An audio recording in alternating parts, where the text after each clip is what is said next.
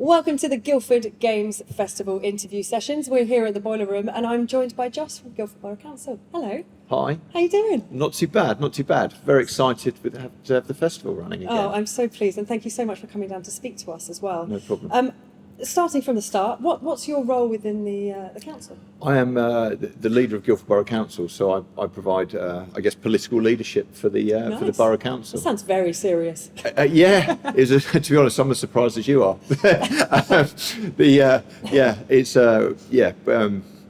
My background is not politics at all, so I'm very new to this, and I was very new to learning about the gaming industry and how important it is to Guildford. Having lived here for 10 years, it's only really in the last 18 months that I've realised what an amazing industry we have on our doorstep. And finding out that my daughter's favourite game, Little Big Planet, was actually made here. And you can pretty much see it from where we are. It's crazy. Yeah. Exactly. I think that's one of the things we need to do, is to let everyone in the borough know just how important and how big the gaming industry is in Guildford. I mean, it's 2,000 people, 70 companies. You know, the industry in the UK is, I think, 7 billion. You know, everyone seems to be worried about fishing. That's less than $1 billion. So it's incredibly important, and I think more residents need to know what we have on our doorstep and the importance of the industry. Yeah, I mean, I've been in the games industry for coming up to 15 years maybe, I'm not sure. But when I first looked into it, when I realised, oh, okay, I'm not just going into this situation as an administrator or as a receptionist, I'm a developer, I'm part of this, and I became very passionate about that space. Looking into what it made up in the UK job market, essentially 0.2%, and that was only about 7 years ago or something ridiculous. And now we're, as you say, at a place where we're generating billions, not outside and within a and it's clean, it's climate friendly, and it's an outlet for amazingly creative people. And I think all generations need to realise that people involved in the manufacture and design of games are incredibly talented artists. And also in traditional art they're very talented as well. Of course, I think Guildford has a slightly kind of stale image, maybe very home counties, very safe, and we just have all this on our doorstep, and we need to let the residents know what we have. Yeah, absolutely, and it's our aim with the festival is to shout about all of the amazing talent and creativity that we have in this town, because it's not just if you play games and if you enjoy games, then you'll know about the studios in Guildford. The wider community, the wider people in the country that maybe don't pick up games, they would have seen these games on their televisions as adverts or in magazines or whatever, because that really is the level of talent and skill that Guildford's displaying. So, I mean, you said that you only found out 18 months or so ago just how much of a hub Guildford is. Do you find that that's something that you're encountering with other people? Do you have to kind of explain to other people? Absolutely. I think the council needs to be better at shouting about what we've got that's good and we want to promote. And I think maybe it's a slightly British thing that we're a little bit reserved when it comes to saying how we're good, and we need to be slightly more American about it. And this is something we should be shouting from the rooftops about, is the strength of this industry.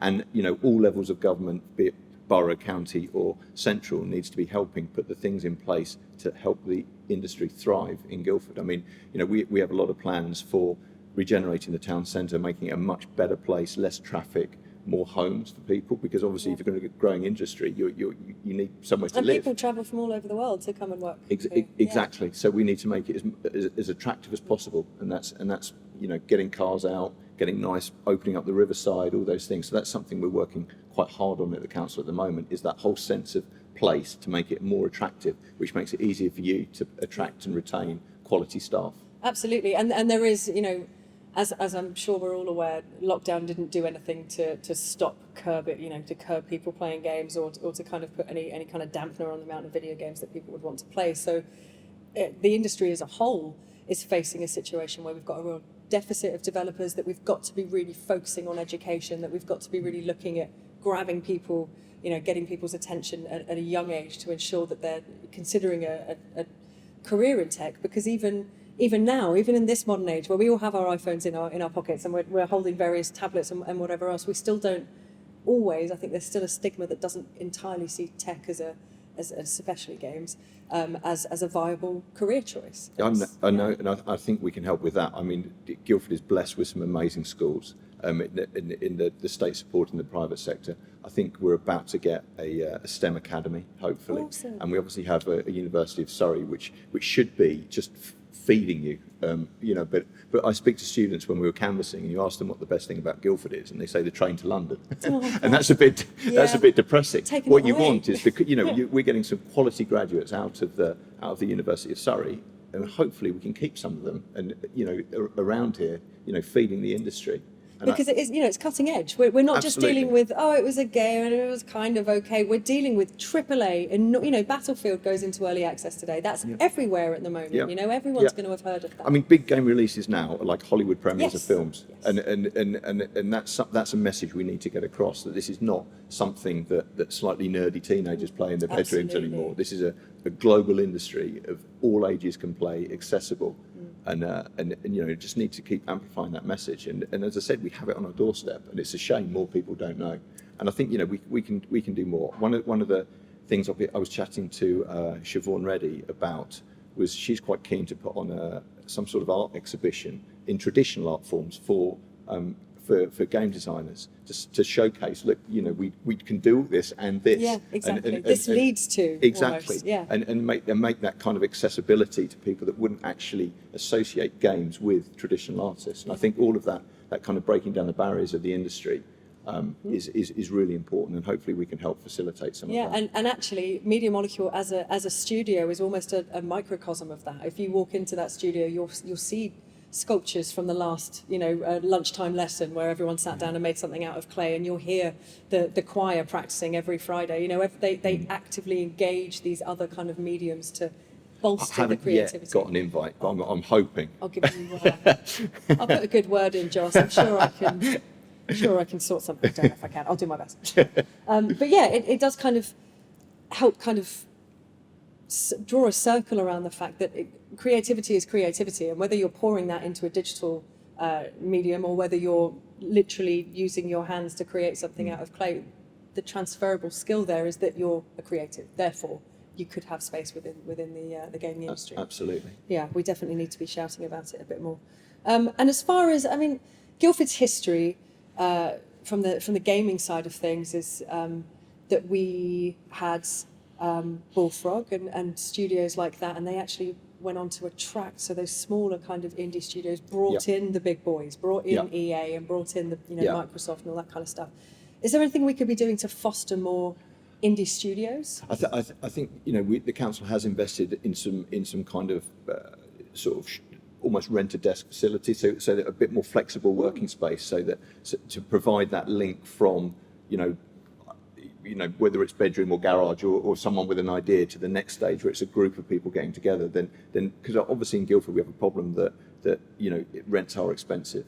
So if we can provide that stepping stone for companies as they grow, that's something that we can help do. We've just invested in a company, a relatively small company that does that kind of flexible desk space. Awesome. And I think that can help. But it's we need to do more, and that's why the regeneration of the town centre should provide more office opportunities, because people want to work in the town centre, and Guildford is quite constrained by roads and railway lines and rivers, and we don't actually have that much office space in the town centre. And I think hopefully some of the new developments coming on North Street, Debenhams, will free up more space for kind of some for your companies to grow and not have to leave, For sure. or move somewhere you don't really want to go, slightly on the outskirts. And that happens. We've seen that kind of starting to happen already. I know 2 Point are desperate to create a kind of Farnham Guildford bubble, because that's where they've headed out to, and they want to continue to kind of grow it there so that they don't feel that they're missing out on anything, essentially. I imagine. But I think everyone needs to become if we're going to meet our climate change goals as a world, you have to live, work near, so you're not driving all over the place, or there's public transport routes because we need to stop using cars. That's the one thing we need to do. So we need to provide what the cliche is, the 15-minute town, where everything's within 15 minutes of your house, walking. And it was a long way away in a lot of places, but we have a lot of opportunities in Guildford because there's a lot of regeneration that needs to happen. There's beautiful parts of the town centre. There's other bits that haven't been changed since the 60s that are just quite grim. The walk from the station to the high street is awful. and we need to do something about that. And there's a lot of surface car parks, so it's just an inefficient use of space in 2021. And we are in a beautiful part of the world. I mean, I know we're talking about cutting-edge technology and we're talking about, digital mediums, but maybe the reason that Guildford gets overlooked is because as far as the tech side of things, is because it is a quiet, leafy little town tucked But that's away, the beauty of Guildford. It has those contrasts. It has fingers of AONB, Area of Outstanding Natural Beauty, coming into the town from Merrow or Pewley Down or Shalford. And then we have these amazing cutting-edge tech industries. And it's not just gaming. We have, satellites on the research park, companies involved in AI. We have companies that measure biodiversity. Obviously, 5G is a huge part of what the University of Surrey does. Yeah. So there's all these pockets, contrasting with the more traditional industries in financial services, law. So we have everything in Guildford. Yeah. We're actually going for city status. I don't know if you know. I've heard this. And that is one of the key things to say. We have something for everybody in Guildford. We have the history, the castle from the 11th century to industries that are leading the world into the next century. Yeah, absolutely. And your mention of the research park, there's so many of the studios that I loved started in some way.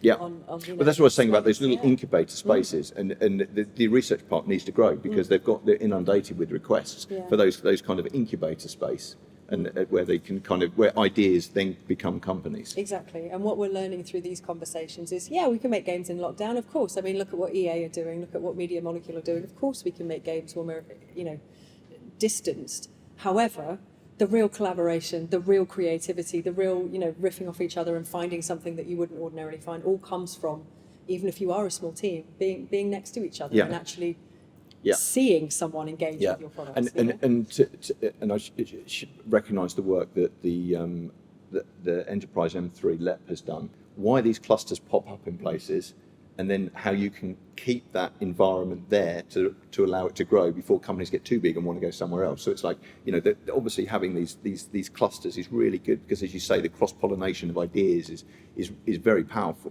And it's understanding the conditions you need for that, and then the conditions that need to change to help it grow as the industry grows. So we've got good partners in the local enterprise partnership, and everyone realises the importance of keeping the cluster with the resources it needs to grow. That makes sense. As far as education, I mean, yes, we've got the university. I know they've recently started really, I don't know how recently, but pushing towards, Guildford is actually this hub of gaming, and we can start to kind of integrate that.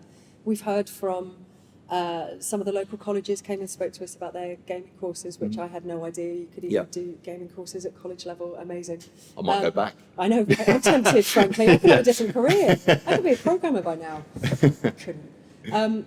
But how can we, what tools or platforms could we both be using, games industry and the wider Guildford community, to ensure that we're sparking the imagination of young people? It's just all communication.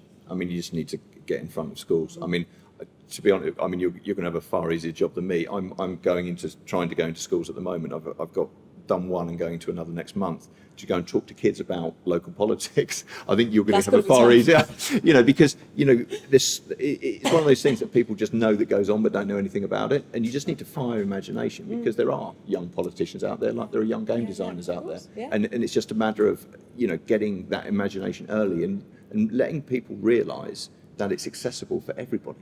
And there is a wide range of jobs. You don't just need to be a programmer. There's a wide range of jobs within the industry, and it's just that advertising of all the opportunities. And and for me, as an accidental politician who kind of stood in a ward where I thought I was guaranteed to lose, and I now find myself doing it. Council is not scary at all. Anyone can do it. You just need to care about where you live.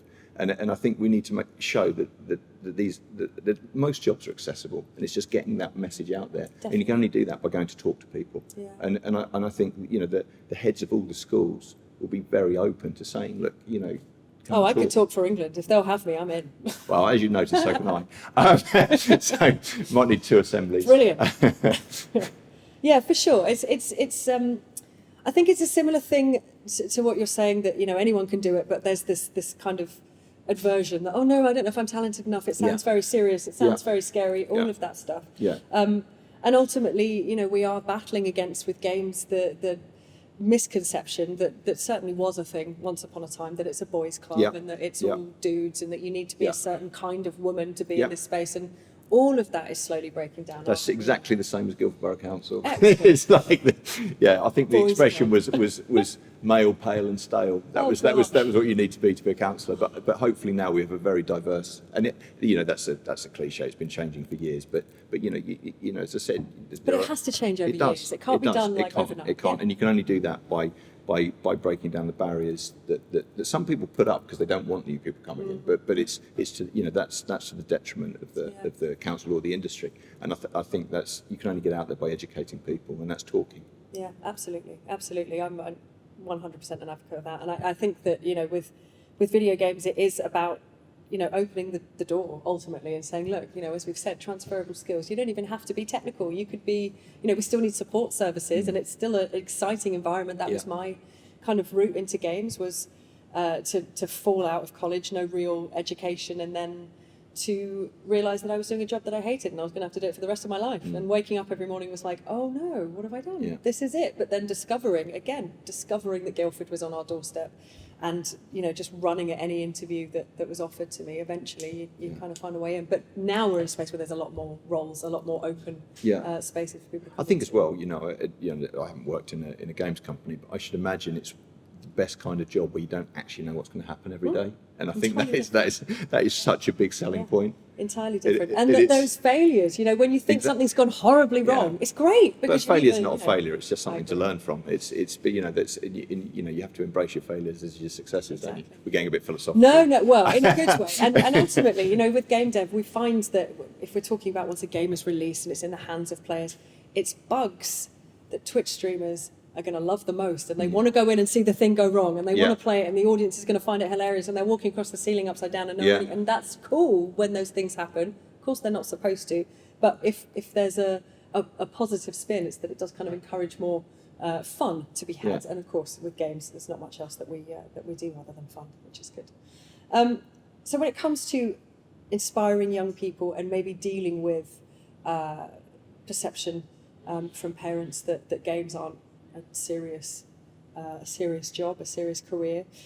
If there was a game, if a parent came to you and said, my kid wants to get into video games and I've heard they're all violent, or they're all this, or they're all racing games, is there a particular game that you would say, did you know this was made in Guildford? And Well, it's I think the most- Little Big Planet is my personal favourite. It's kind of an entry level, all ages. I think even my mother's played it. Yeah. Oh, I know. That's But it's brilliant. just it's to say there are games for everybody, all ages, all interests. Whether you're into role-playing games or simulation games, or action games, Go on racing forever. games. Yeah. It's everything. I think one of the things as well, the Guildford Museum are trying to get a copy of every single game that's been designed in Guildford, and it's just the range of titles. I don't think we're anywhere near there yet. So if you know a guy that knows a Have guy, a but I think that just seeing just the diversity in the production, that there is a game for everybody, and they're not all 18 certificate blood and gore. There is that if you like. Of course, it. yeah. But there are other games. And I think what we're learning with games becoming such a big medium, and more people playing video games, and sometimes not even realising that they might be a gamer, for want of a better term, we're seeing that there is no niche too small to be a success, really, in the games industry. That you can be into video games that are really, really specialist and still have a huge community of people to speak with. But as well, there's I guess you've got the the quick app game that's relatively easy to develop, versus the big kind of, as we said, the Hollywood blockbuster AAA side. stuff, There's all and everything in between. So I just encourage people to go and investigate what's out there. I couldn't agree more. And just a final point is, could the industry in Guildford, I know we've spoken about what the museum are up to, what you guys are up to with the council, but is there anything else you can think of that the games industry, whether that's the Guildford Collective or whether we do it as individual studios or individuals, is there anything else we could be doing to help raise our profile with the wider world? I think there is a sense sometimes that the gaming industry is anti-establishment, but certainly the council under my leadership is your friend, and I will help. And we the council is great at introducing people and facilitating things. We don't have a lot of money, but we know most people and we know where things. So we're very happy to help.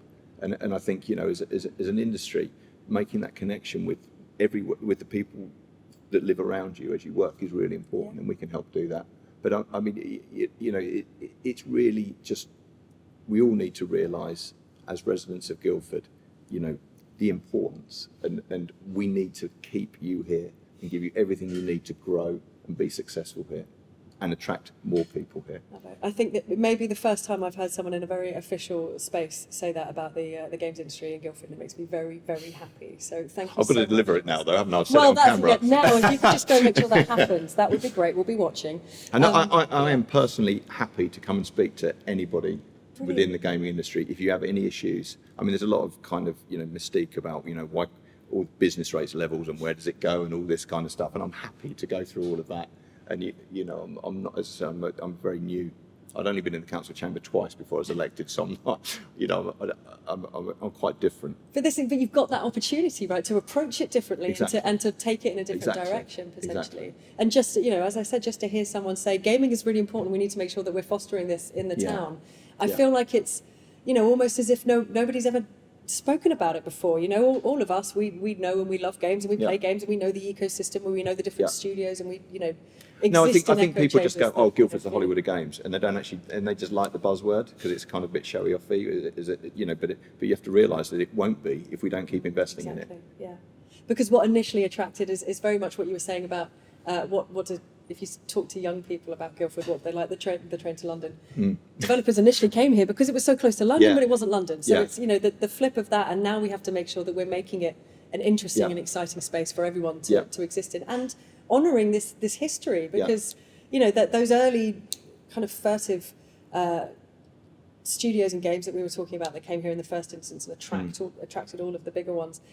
That is not just the history of Guildford, it's the history of the entire games industry. And it's stuff that has, you know, even now, I saw a studio post the other day about a zoo game they made, and they said kind of like theme park but a zoo. Even now we're you know, studios way outside of the Guildford bubble are talking about games that were made in Guildford 25 years ago that are still so important to the wider ecosystem. So I think you know, the gaming industry needs to make its voice heard by engaging with some of the things that the council does as well. Like how many people in the industry respond to consultations about Guildford's future?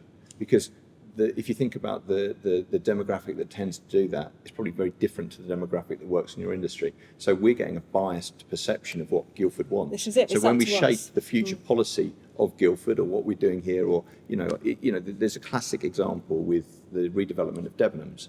You know, half of Guildford don't think it should be any higher than 4 stories. You may think very differently because you think actually we How many studios can we get in there? Well, exactly.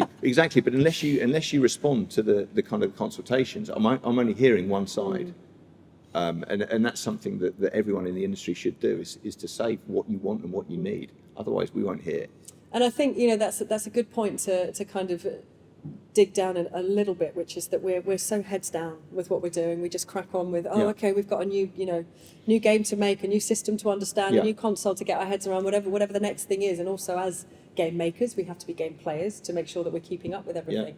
It's so easy to put blinkers on and not see you know, everything else is I mean, we think we're doing the right thing. We're trying to make it a much more beautiful place around the town centre with more homes and get some traffic out of it. So we're trying to make it a nicer environment and provide, you know, homes for people at the start of their career, i.e. not, you know, detached mansions up on the hills, you know, more kind of, you know, apartments, you know, walkable to the station, that kind of thing. So we think we're doing, you know, that side of it. But if that's not what you want, you need to let us know. Well, I'm going to make sure that all of my Guildford studios. I could actually regret saying this now, couldn't I? I'll see what I can do. I'll send some emails. But just this, I mean, it's such a great point that, you know, equally we need to be working together. We need to make sure that if we want something to be visible, if we're looking to bring more people into an industry, that industry has to be shouting about itself as much as the kind of support system around it. So. Yeah, we've got some work to do, but thank you so much. No, thank you for the opportunity. Not at all.